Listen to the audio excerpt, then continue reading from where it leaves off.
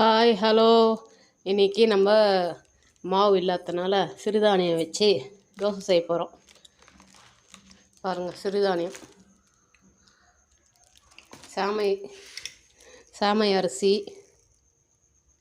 ஒரு 2 கப்பு. தெரியுதா? நல்லா கிளியராக பாருங்கள். சாமை அரிசியும் உளுந்து,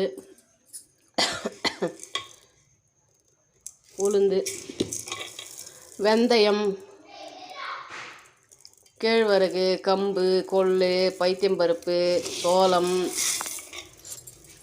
இது எல்லாத்தையும் நம்ம கழுவி க்ளீனாக 8 மணி நேரம் ஊற வைக்க போகிறோம்.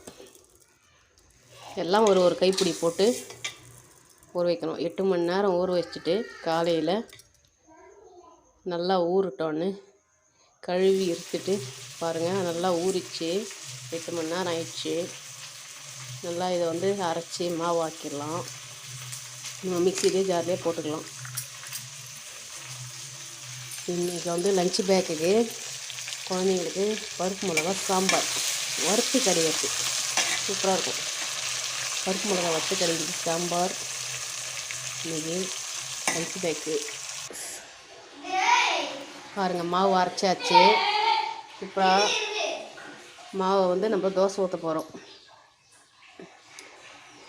இட்லி மணாலி தாங்க ஊற்றணும். தோசை இப்படியே ஊற்றலாம், நல்லாயிருக்கும்.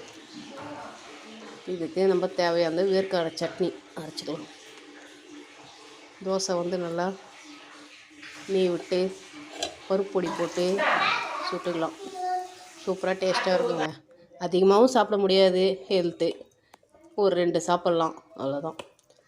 வேர்க்கடலை சட்னி பாருங்கள். சிறுதானிய உணவு சூப்பராக டேஸ்ட்டாக நீங்களும் செஞ்சு சாப்பிடுங்க. லைக் பண்ணுங்கள், கமெண்ட் பண்ணுங்கள். சூப்பராக இருக்கும். அப்புறம் கொண்டக்கடலை காலையில் தோசை, கொண்டக்கடலை லஞ்ச் பேக்கு, சாப்பாடு, சாம்பார். இன்றைக்கி அதுதாங்க லஞ்ச் பேக்கு குழந்தைங்களுக்கு.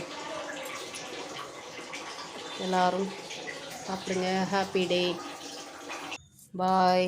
இன்னொரு வீடியோவில் சந்திக்கலாம்.